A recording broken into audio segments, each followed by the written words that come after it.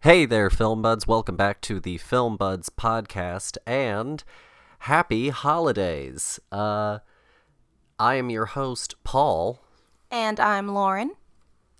and it's our first episode of December, so we're also switching into our new theme for the month, which is the holidays.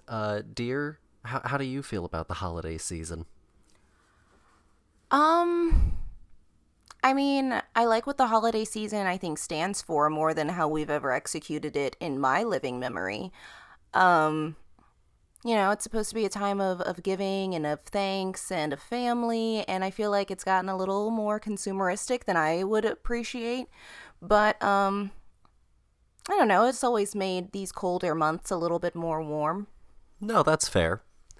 Um, no, I think the holidays are theoretically a warm time, and I think that definitely that warmth and that sentiment is definitely what most holiday films try to tell.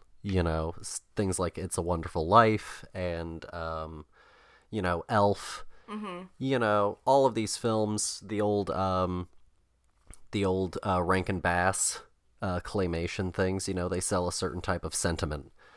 Yeah. Um, and so it seemed like an obvious pick, to do a holiday month, but I didn't want to subject us to a bunch of saccharine sweet, poorly constructed, and poorly executed holiday films. And I also didn't want to go and talk about some of the things that everyone talks about, like like White Christmas or like Elf, because I didn't feel like I really had anything to add to the discussion. What new thing can I say about Home Alone? Um, so, um, I decided to go a little bit of a different direction this go round, and so all month long for our holiday theme, we're choosing stuff that's definitely holiday related, but is kind of just adjacent to it. It has the themes of the holiday and it's relevant to the holiday in some ways, but it goes, not so much for sweet sentiment and warm fuzzies all of the time. It will have some of that. Um, but yeah, we're trying to go in an alternate direction. So our first episode for this month, also because we're currently in the middle of Hanukkah. It started on uh, Sunday. it started on Sunday and it's going to end on Monday. Mm-hmm. And so we're right in the middle of Hanukkah, and so we decided that for our first episode of the month, we would do a Hanukkah episode.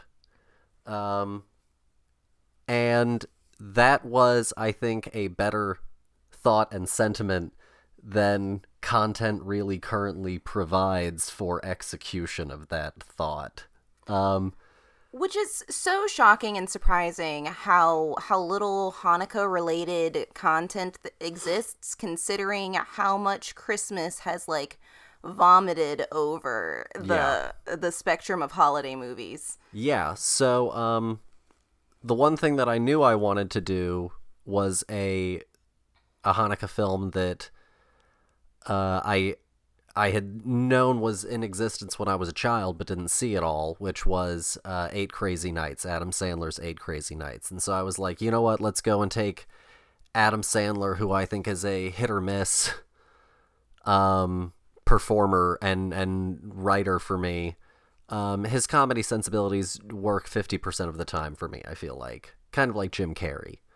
Mm-hmm. Um, and so I decided let's go and take this weird animated movie that he did. Before Hotel Transylvania, the only animated thing that Adam Sandler had done was Eight Crazy Nights. And so I thought that it would be interesting to go and do this animated movie that I knew about as a kid that is really like the only big Hanukkah movie that I knew. And so that's why it got picked. And then I was like, well, maybe I can find something else. And as I'll tell you later, it was an interesting journey. Mm. And so our surprise second bonus bit that we're going to talk about is Rugrats Season 4, Episode 1, Hanukkah. Um, and I'm pretty pumped for it. I think that it's going to be a fun episode overall. Before we get into it, I guess we should give our listeners who might be unfamiliar with Hanukkah a little overview. Yeah, I mean, context is always nice. Yeah. So for those who don't know, Hanukkah, its date shifts somewhere in between, late November and the end of December. And so somewhere in that month, it usually falls. It's all based on the lunar calendar, if I'm not mistaken. Are you asking me? Yeah. I believe so. Okay. But yeah, I believe that it falls in accordance with the lunar calendar. And it lasts for 8 days. And the sort of history that creates the circumstance, right? Hanukkah is a celebration of a past event, remembrance of a past event, celebration and remembrance, from about 2,200 some odd years ago.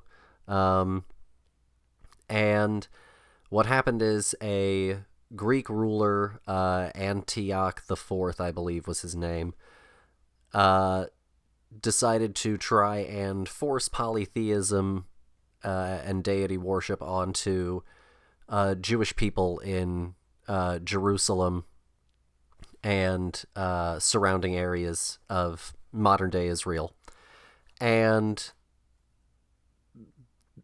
this also included in Jerusalem the destruction of the main temple to kind of, really stamp out the thing, And eventually it ended up coming and finding its way to this one community, and the messenger ended up getting stabbed. They say don't kill the messenger. They disagreed with that sentiment. And they ended up leading this rebellion, and it was this group of people who were known as the Maccabees. And it was this group that started out as just sort of farmers and people living their lives and ended up using guerrilla warfare tactics to attack the Greek invaders. And eventually they went to battle with them in Jerusalem and drove them out of the city. And when they got to the temple, the menorah only had enough oil for one day, and they decided to light the thing anyway, and it lasted, the flame lasted for 8 days. And so now on Hanukkah, there is this ceremonial process of using a Hanukkah, which is like the little small at-home menorah for Hanukkah. And they have 8 candles and a 9th candle that they use as the ceremonial lighting candle for all of the others. And they are placed in right to left in accordance with how they write and read in Hebrew. And then there are also blessings that are said with the lighting of each candle, and they light them in accordance to the newest day. So they write them from right to left, but then they end up lighting them from left to right. Which sounds complicated, but if you play it out with your hands real quickly, you'll understand what I mean. So sit down and just play it out with your hands real quick. So there's the central candle, then they go out to the farthest most candle on the right, and they put that one in first, and then they take the central candle, which they lit in the middle, and they go over to that candle, and then they light it. And then the next day, when they put in the second candle, they'll put it in, but then they'll light the second candle before they light the one that they lit the day before. I feel like that was a clearer explanation. And so there's also gift giving every day, and that's sort of an overview. They also because it's this celebration due to the oil, they also will typically fry latkes or donuts because they are in oil as a way to, honor and celebrate the oil that stayed alight as well. Which is very common in Jewish holidays. Mm-hmm. It's a lot of symbolism. Yeah. An interesting thing that I learned today was apparently there are different types of dreidels, and each letter on a dreidel essentially creates the sentence, if you're in Jerusalem, a miracle happened here. But if you buy a dreidel anywhere that isn't Jerusalem, it's changed one symbol to say a miracle happened there. Or if I'm not mistaken, that's the sentiment. I do believe so. Okay.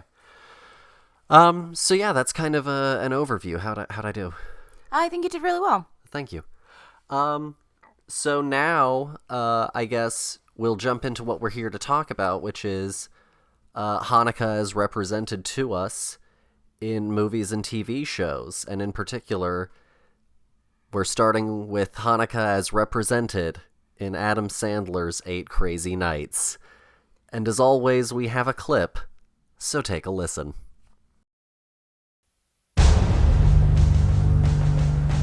This season, Columbia Pictures brings you Adam Sandler like you've never seen him before.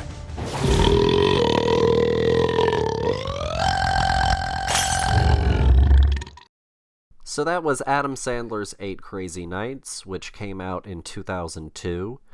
It's an hour 16 minutes. That's right, folks. It's 76 minutes long. And the premise is Davy Stone, an alcoholic with a criminal record, is sentenced to community service under the supervision of an elderly referee. Davy is then faced with trying to reform and abandon his bad habits. It's directed by Seth Kearsley, and it is written by Brooks Arthur, Alan Covert, and Brad Isaacs. And it stars Adam Sandler as Davy, Rob Schneider, Jackie Sandler, Austin Stout, Kevin Nealon, Norm Crosby, John Lovitz, and then it has cameos from several other people, including Tom Kenny and the Sprouse twins. Dear, do you want to start? They've heard me talk for a while. How about you kick off with? Sure. Gosh, what do I have to say about this movie? I guess my first thought is like, who is this movie for? Because it doesn't really feel like a Hanukkah movie, even though they keep talking about it the whole time.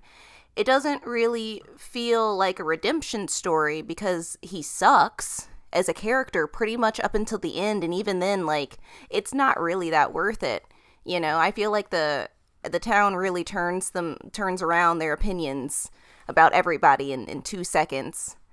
And gosh, I wish it wasn't a musical. No, that's fair. So this movie, the plot synopsis does a pretty good job of getting it. Essentially what happens is this Adam Sandler character, shorts the bill on, he dines and dashes one night, and he almost goes to jail for 10 years when this other character, also voiced by Adam Sandler, Whitey, decides that he's going to perform a miracle for the holiday season, and help him get on the straight and narrow by making him his protege in youth refereeing. Mm-hmm. And you along the way you learn that his parents died when he was a kid on Hanukkah, or during Hanukkah, and it was also the night of this miraculous basketball game that he had, and like he's a very good basketball player, and that this woman in the town that he finds attractive is a woman that he used to know when he was a kid. But that he, left her isolated after his parents died. And he's kind of Arrested Development, stunted person. He hasn't ever opened the letter that his parents gave him for that night of Hanukkah.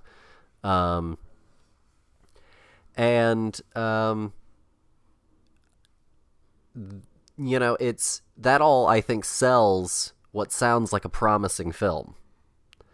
And I think that conceptually so much of this film works in terms of, like, it has all of the things that a holiday movie needs. It needs, a miracle to happen, right? Because whether it's Christmas or whether it's Hanukkah, both of them have this notion of something miraculous occurring, for Christians and for Christmas, it's the miraculous birth. Whereas with Hanukkah, it's, of course, the miracle of this reclaiming of their identity and how, they were able to make this thing last for so long, in celebration of them finally reclaiming, their holiest site. And so I think a miracle is necessary to a lot of holiday things. And I think that this definitely has all of the makings for something great. Where I think it gets in the way is where Adam Sandler usually always gets in the way for me, which is that he doesn't know when to pull back on certain things, and instead oftentimes doubles down on the things that are the worst part of his story ideas. And so, like, it's a really annoying character voice that he does for Whitey, and it was apparently even more annoying, but focus groups told them so, and so they went in and redubbed it. And so I think that, like, this movie conceptually, great. This movie in execution is a hot dumpster fire. And, like, every time it starts to get good, it completely caves in on itself. No, yeah. I mean, honestly, every single moment where I was like, oh, this is interesting. And then he was like, oh, what if you got to, like, watch deer shit actively while dying laughing? Because that's what I wanted to watch instead of your plot. Yeah. There are so many cutaway moments. This is only 71 or 76 minutes of movie. And it's probably less than that with credits at the end, even though the credits are probably only like a minute. But anyway, I digress. Yeah, it cuts away to, like, the worst parts and the worst concepts of everything that they could be doing. Every time that we could be doing something with characters, we're not. And to your point, yeah, a musical is great, but also, like, a musical needs to be like 90 minutes, or your songs need to be pretty short, But honestly, there isn't anything about this that really needed to be a musical. And I think it also, yeah, to your point, doesn't really hit on it feeling much like it's related to Hanukkah. The character Whitey, like, mentions Hanukkah as, like, part of the reason that he's doing this, but then Whitey does not practice Hanukkah. He's not, like, in any sort of way religious. And so he's just bringing it up, and he even says so. They're like, you don't, you're not Jewish. And he's like, oh, well, still celebrating, or, you can still believe, or whatever he says. I can't remember. No, it doesn't really matter. And even their house is decorated so nondescript. It's got a lot of, like, everything on it. It's just kind of like the holidays threw up on this house, just in a general sense. Yeah. And I guess I wondered why, with the story being that, it's this redemption story of him growing as a person and getting, the girl of his dreams and not going to prison for 10 years, at the end is kind of like just masked by a whole bunch of unnecessary details that could have been used to further the plot, but instead honestly hinder it at every point. I've seen musicals of all shapes and sizes, and this one, it was almost repulsively unnecessary. And also, they're not some of Sandler's best work in terms of music either. No. They're really just kind of like, we wrote this song and we didn't edit it, and we put it in this, and then we put it in this musical, And that's it. In reality, it was like wasting a lot of time that could have been used for character development and for furthering, this connection to Hanukkah and to the holidays and what the holidays mean. Instead, it was just like, let's watch, Adam Sandler do his worst middle school jokes with a budget and a interesting cast. Yeah, because let me say this. One good thing about the film is that, like, it's, I think, really well animated. I think it's actually pretty well done. In a lot of scenes, the visuals of it work incredibly well. And I think that on a purely visual level, he absolutely conveys everything that he wants to. Whitey covered in shit is just as gross as the sentence sounds. And, you talk about the deer shitting while they laugh themselves insanely. Like, that's exactly, sort of what happens. It's exactly as described. So on a visual level, I think that it's more successful in terms than the narrative itself at achieving something. And it's an interesting looking movie, and it's very well animated overall. The big issue with the story, on top of it just being sometimes gross for just potty humor's sake. Mm-hmm. It's also a redemption story, and I think a redemption story, you have to sell me on him becoming good. And so much of the movie, the Davy character is such an unsavable ass. And his period of being good, comparatively, is so short before he has his relapse, right? Because we need our third act conflict. Mm-hmm. And so he's so shitty for so long of the movie that then his good period doesn't feel like he's earned how shocking this betrayal is.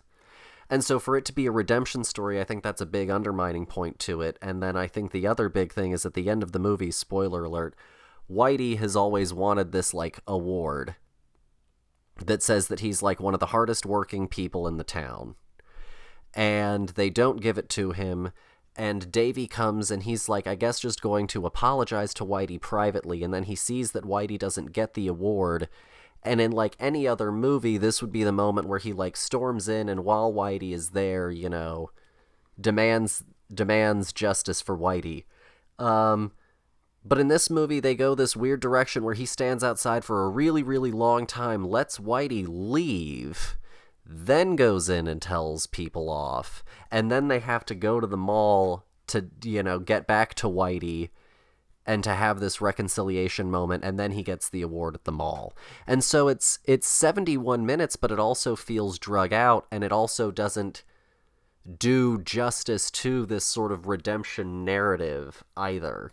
Because also, they frame this movie in the synopsis of Davy being the main character, when in reality, I feel like the person who gets, like, the best ending is technically Whitey. He gets the miracle. He does get his miracle, yeah. And Davy is so side charactered that they literally have to make his relationship with Jennifer almost like an afterthought, to the point where they don't have any actual scenes together. They don't get to rebuild or rekindle their relationship that they had as children. Instead, she's just constantly, like, in the background watching Davy interact with her son, but not really being an active character, to the point where at the end, when he's crying, that's the only thing that turns her around, turns her whole opinion about this guy around. Because she's never really believed his transformation, ever. There's no real evidence, even when he's being a good person, that she's fully sold that he is reformed. But then she sees him crying, and she literally is like, finally. Like, that's like... And then she wants to help him out and thinks that he's reformed. Like, what? It just doesn't make any sense. No, it's very weak. It's very shallow. And then they, like, end up holding hands in the end because, like, Eleanor, Whitey's sister, who is also voiced by Adam Sandler, like, forces them to, like, hold hands basically with a threat. She's like, you guys better like each other or else I'm gonna drop kick you in the teeth. Mm-hmm. And it doesn't work. It doesn't work at all. And like Davy sucks for too long of the movie for any of these relationships to feel earned. And like, yeah, like you said, his 2 seconds of being a nice guy and like saying thank you and crap after paying for his meal, like, doesn't seem nearly as good of a transformation as he should have had in that moment, especially considering how big of an ass he was earlier in the movie. Like, it should have been like Scrooge. It should have been like the end of Scrooge, where, you know, he's like, you, sir, you boy, what day is it? It's Christmas Day, sir. And he's like, I'm gonna buy that turkey and all of go get the biggest one. I'm gonna let a party happen. He doesn't ever do that in this movie. No. Not one time. Yeah.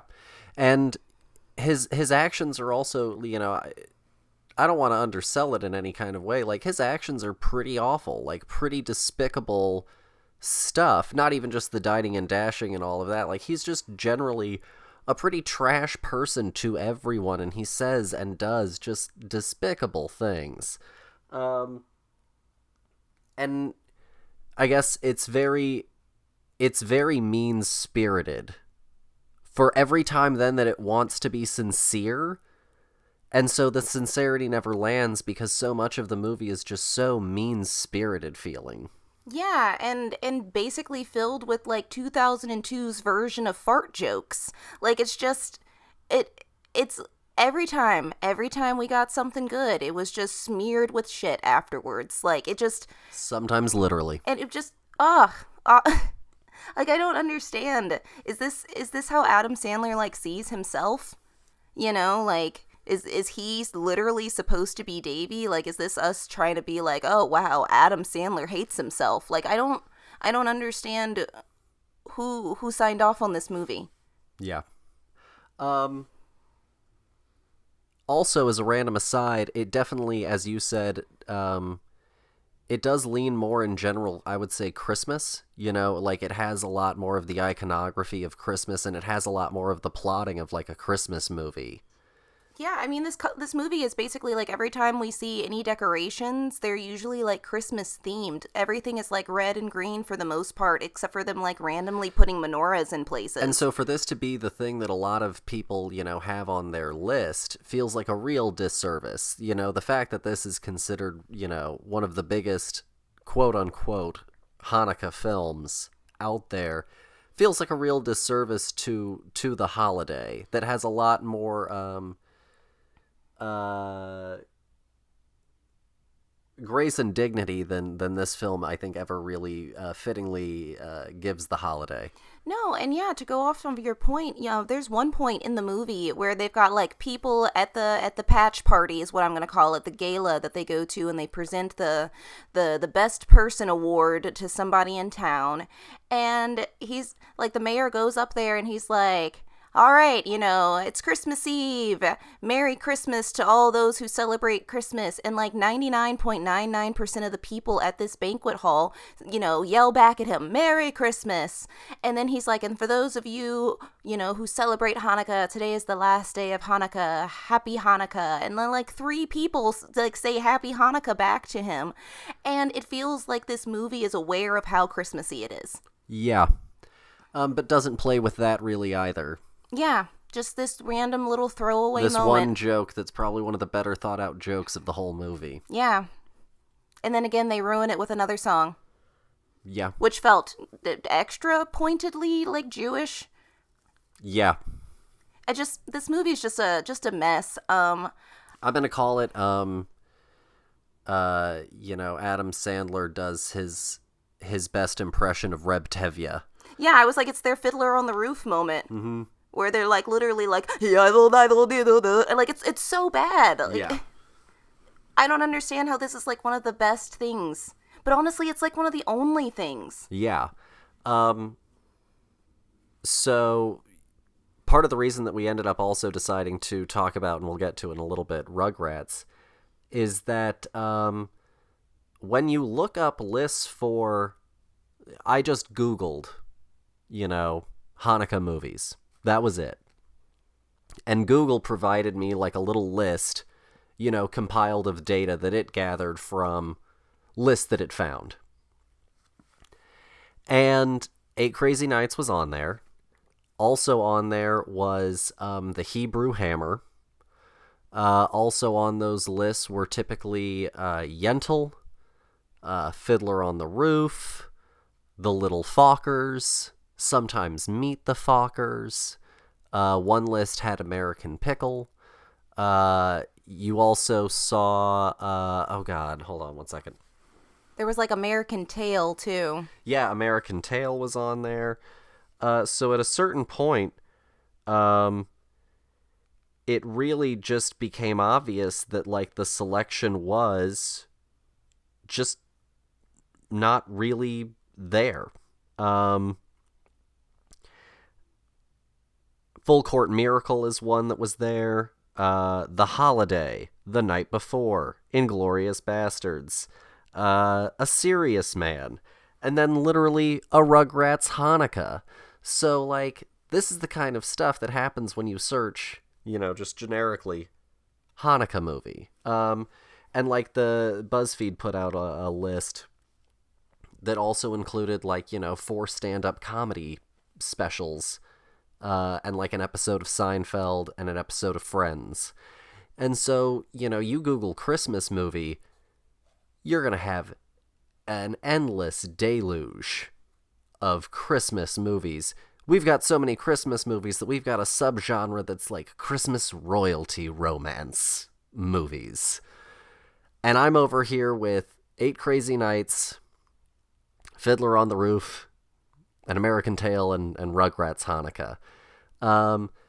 And so, like, I was really sort of surprised and pretty disappointed.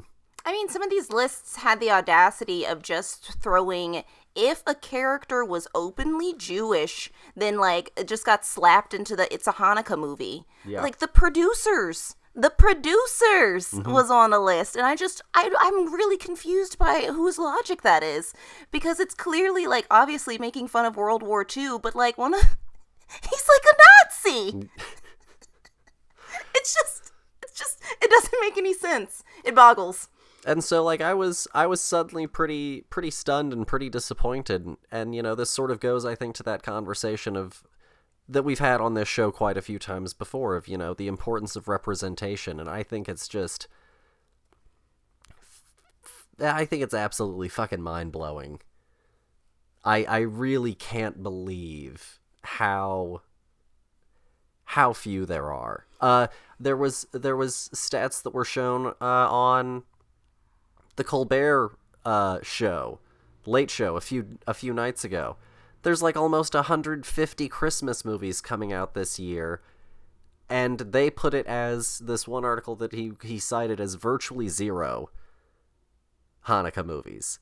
That's how few of them are essentially coming out in comparison to like almost 150. That statistically it's virtually zero. And it's really confusing because Judaism is one of our top tier religions. Like a third of the people on earth celebrate Judaism. Why are there so few movies about this winter holiday? Yeah. So, I guess, randomly before we get too much further on into this, because Eight Crazy Nights is it's a mess and it's not a good representation of the holiday, or any holiday maybe. And so before we get on into some other things, dear, what do you want to rate Eight Crazy Nights?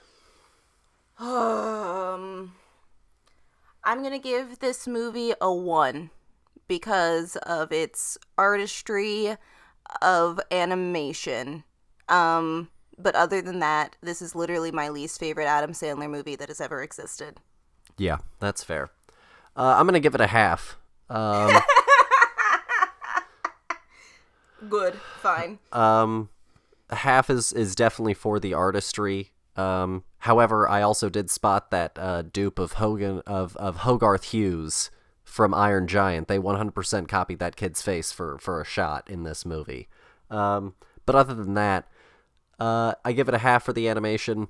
I would have given it a whole, but then I remembered that Rob Schneider voices an Asian character that they refer to specifically as Chinese waiter.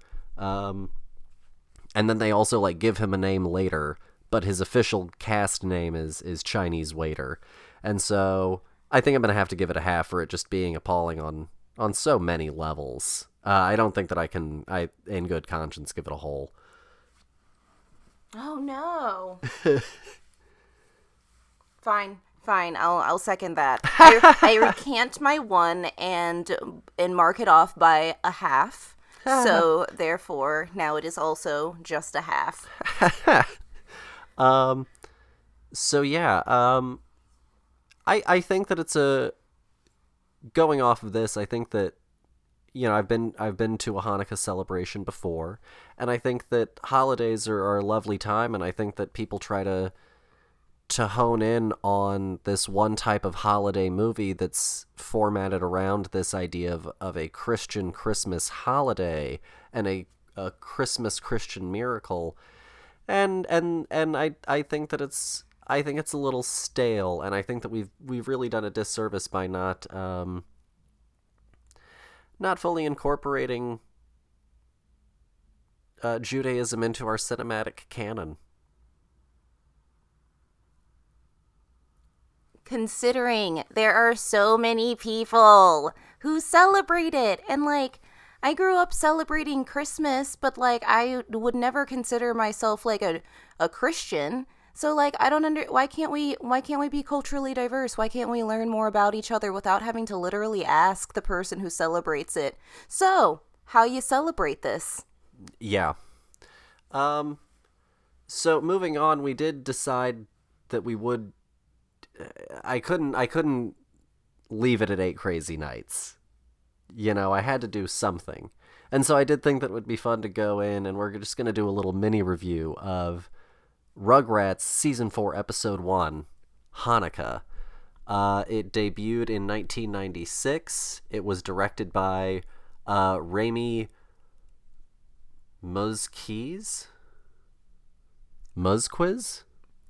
I really can't tell I you. apologize for that last name, folks. I know that I did not get it right. And it is written by Arlene Klasky, Gabor Supo, and Paul Germain.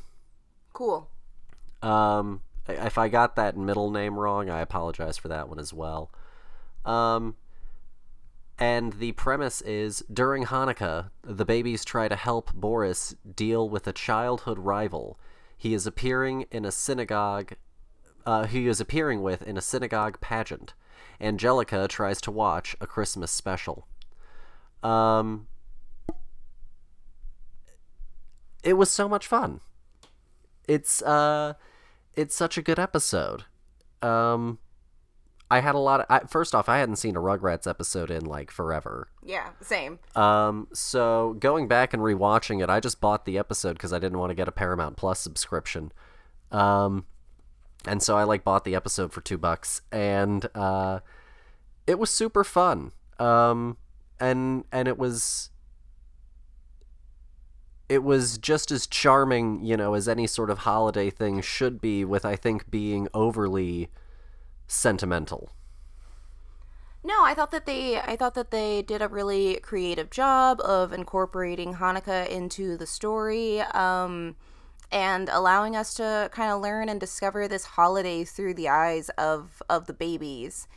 And I think that they do a really great job because, like, I loved Stu trying to help out with the pageant, even though he's not Jewish, and like, trying to help with, trying to be supportive to Dee Dee and her family's traditions, and like, just good all around, like, wholesome family fun. It was so refreshing. Yeah, I really enjoyed this episode. I thought it was very sweet and very cute without being, like, too, I guess, for babies? No, yeah, because there are a lot of jokes in here that definitely are more for adults, Chucky holds up a book and he's like, look, a whole book about Plato. And it's, the philosopher Plato. But of course, he's coming to it from the perspective of it being, the fun play Putty. And there's a joke where Lil and Phil like interact with each other in this time, and she refers to him as Philistine. And so like that's a joke for adults. That's a little wordplay that's only for adults who know what a Philistine is. And so I think that it's like a really well done thing, right? And the end of it has its miracle in the resolution of conflict, you know?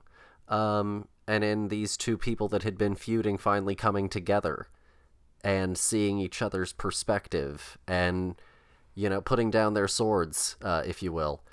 And it's a really nice ending. I quite enjoyed the episode.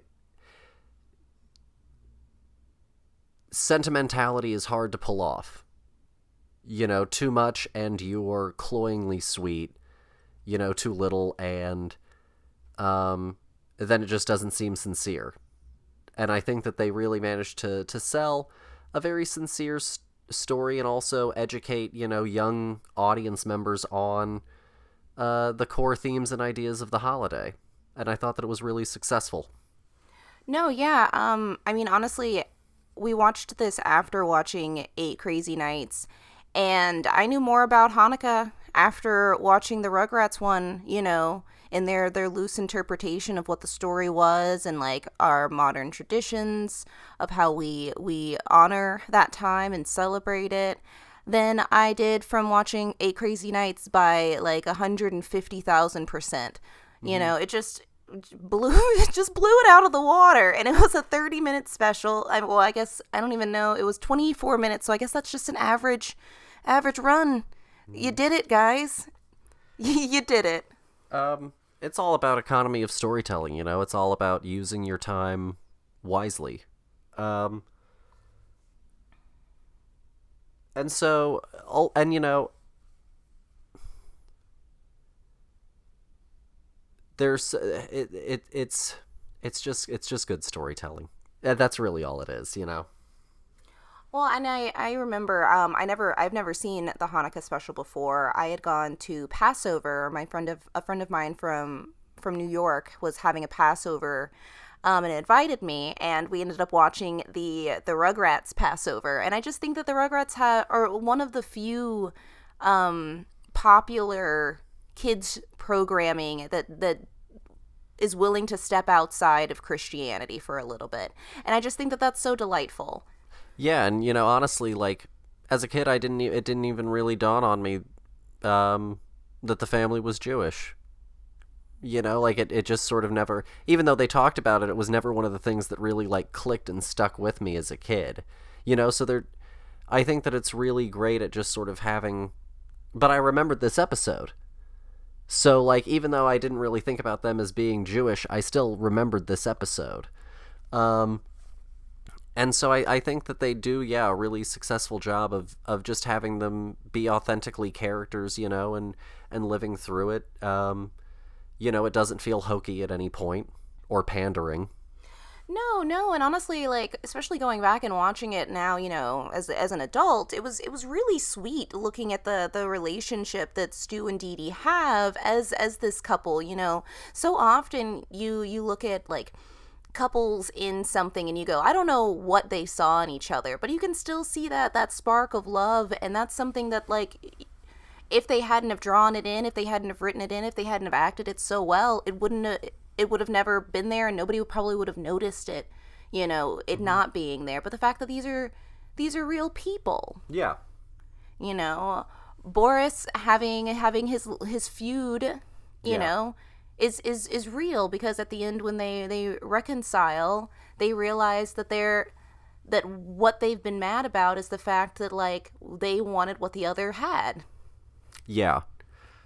And that's such a good message, also still wrapped up in like a holiday special. Mm-hmm. No, absolutely. But unfortunately, that's also kind of, I guess, the most of what we have. I mean, we could have, I guess, gone with Full Court Miracle, but also that's apparently more of just a Christmas movie that has some sort of Jewish flavoring and Hanukkah flavoring sort of drizzled on top of it, apparently. So there are, I guess, other options that we could have gone, but honestly, it's tragically sort of slim pickings.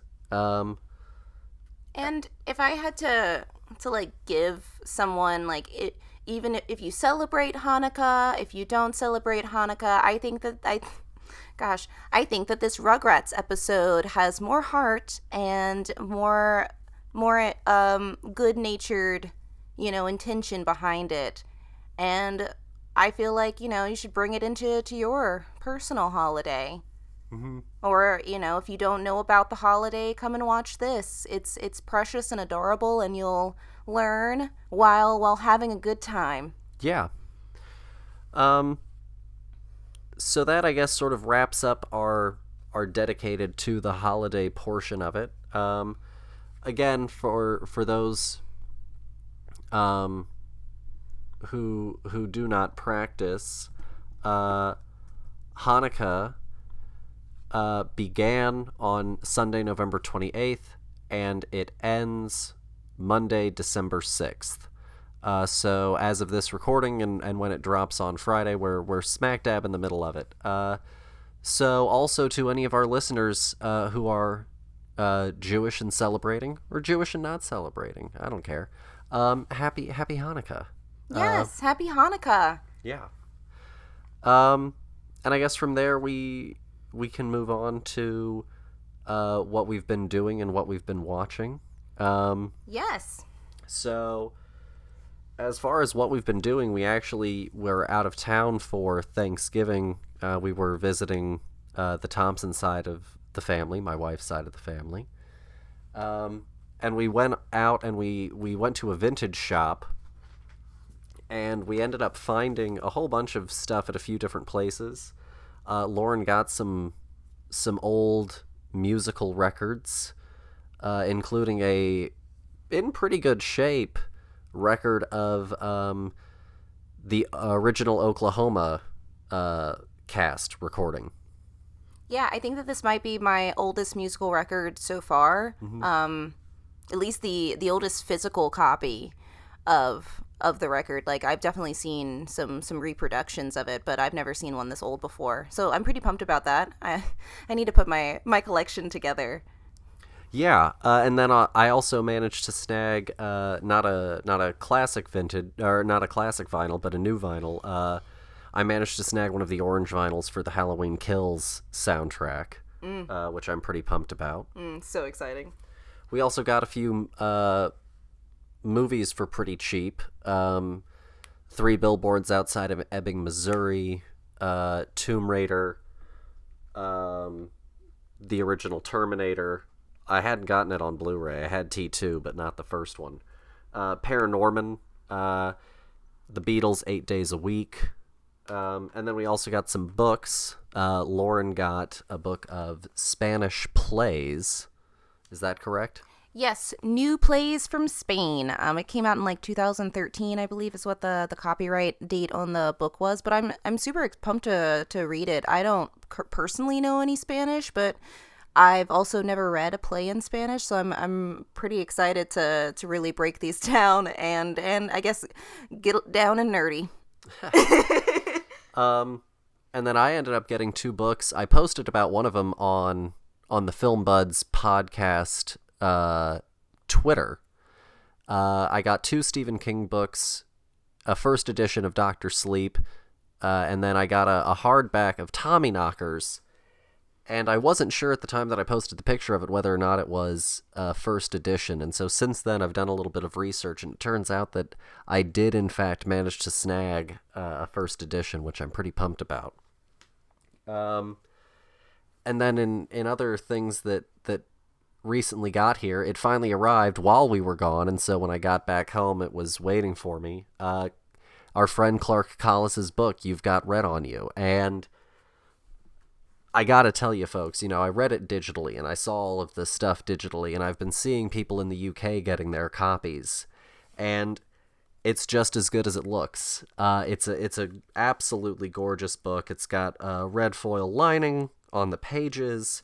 It's got a nice nice hard back to it. It's absolutely stunning to look at. It's really just a hell of a thing. And I think that Clark and everyone should be super, super proud of it and how it turned out, because this thing is just awesome. And I can't wait to get into reading more of it. No, yeah, and honestly, like, worth whatever money you gotta spend for it, because this thing it's a thick book. Yeah.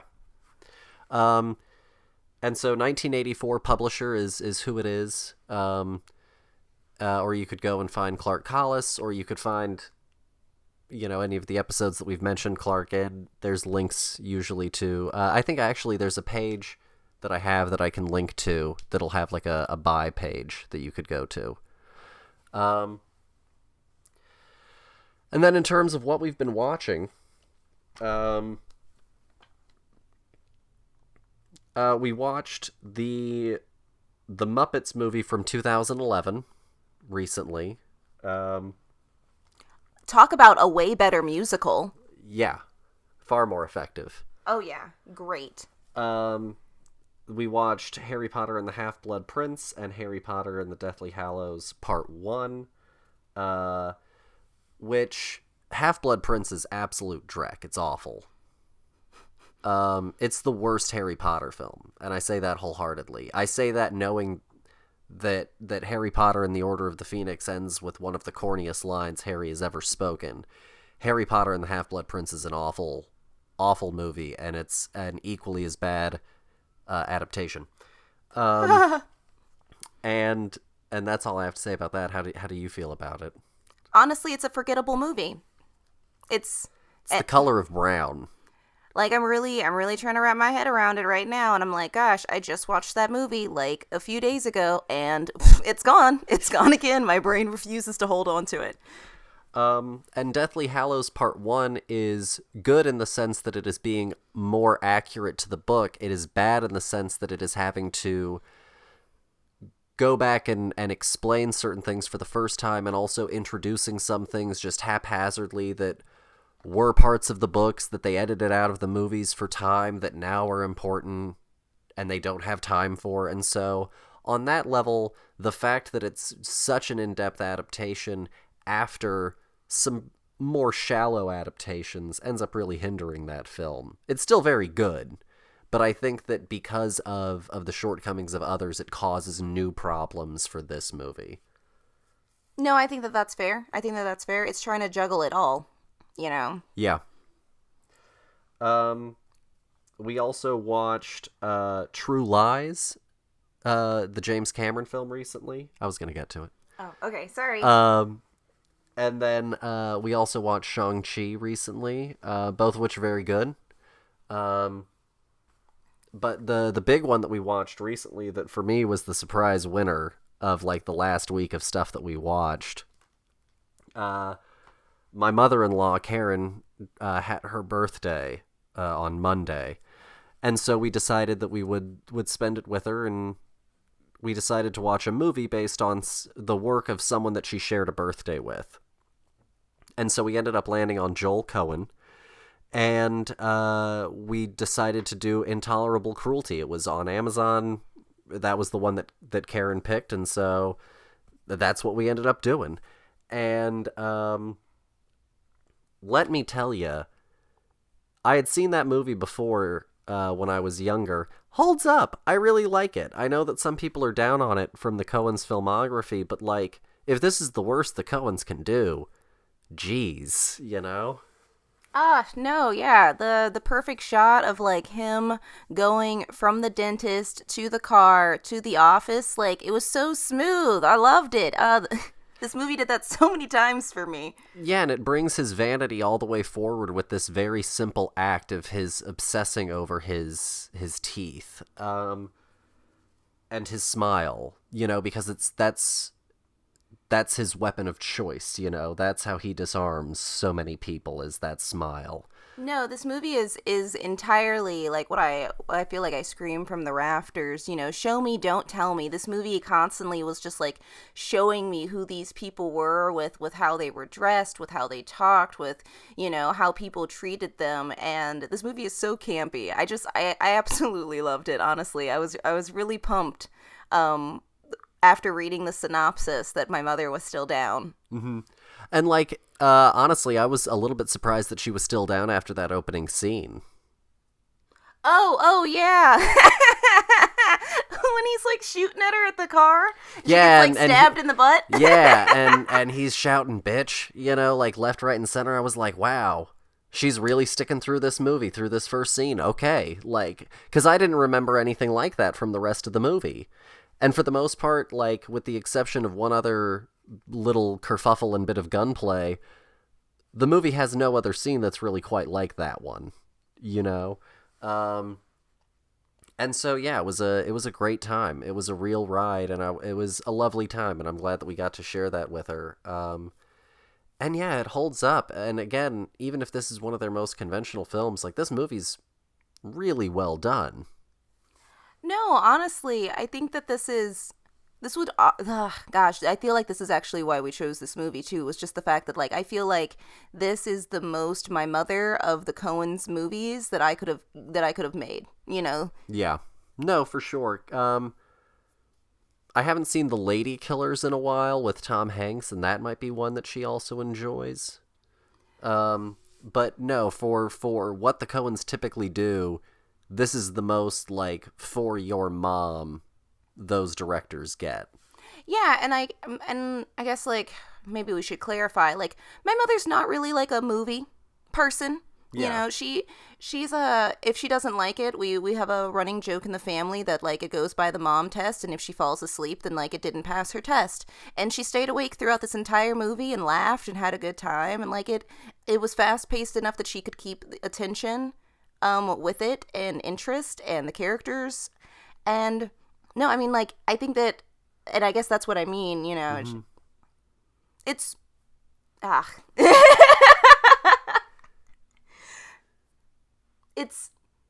it's a family-friendly affair. Yeah, honestly, like, does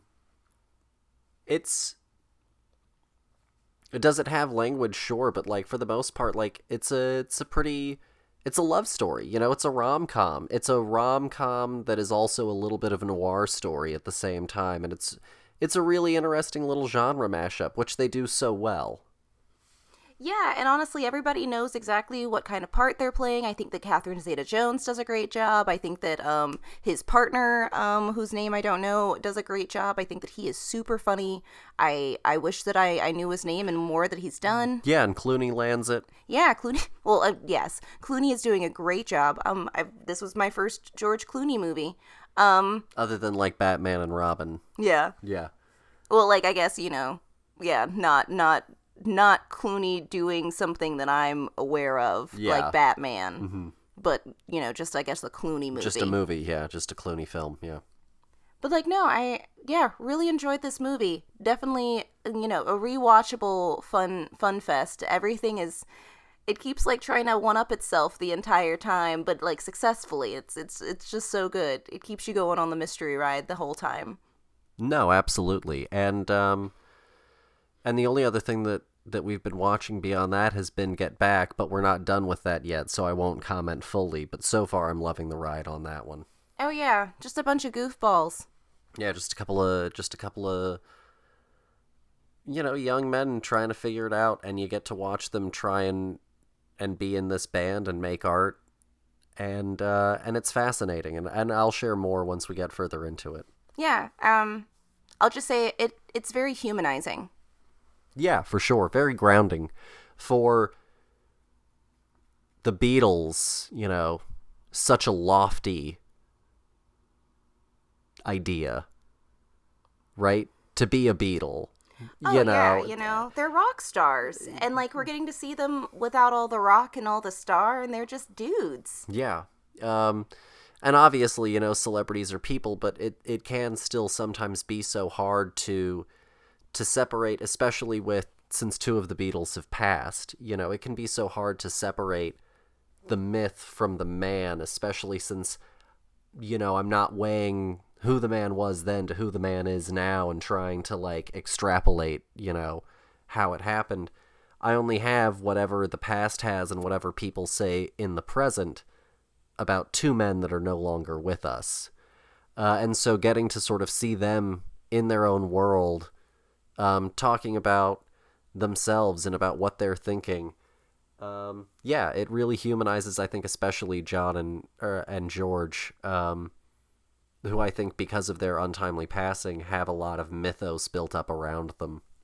No, yeah, for sure, especially since we are so far removed from this time, and, like, it's really cool to just, like, especially in a time period when, like, social media isn't everywhere. You can, flip through, they're not flipping through their Instagram in 1969 and seeing what, John Lennon is up to as he posts about eating cereal today.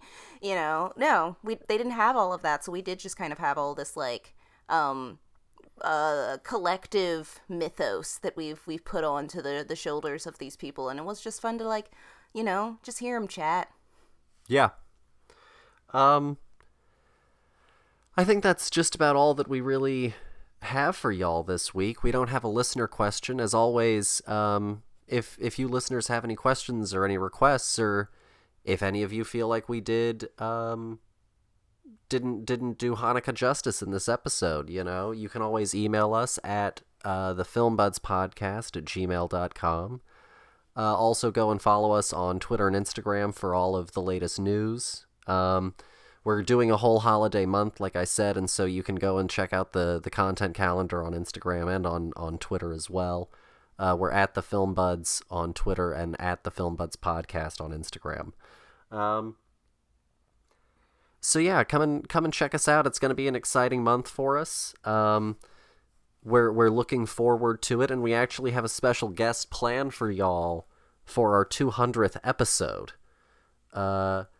So make sure to come back around. Dear, is there anything that you would like to say to the listeners before we sign off?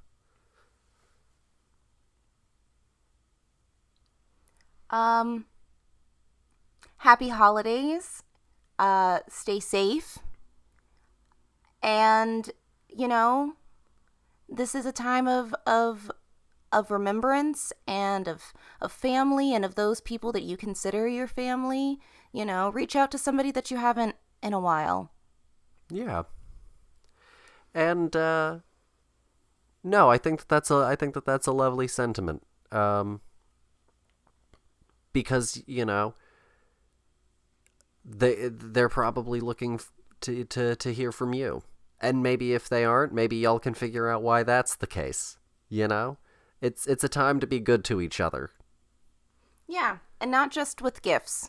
Sometimes you being there is the gift. Yeah. And obviously we should be good to each other all times. But the holidays are stressful for a lot of people, and winter is a hard time for a lot of people. And so let's be good to each other, especially as there's so many things that are stacked against people right now.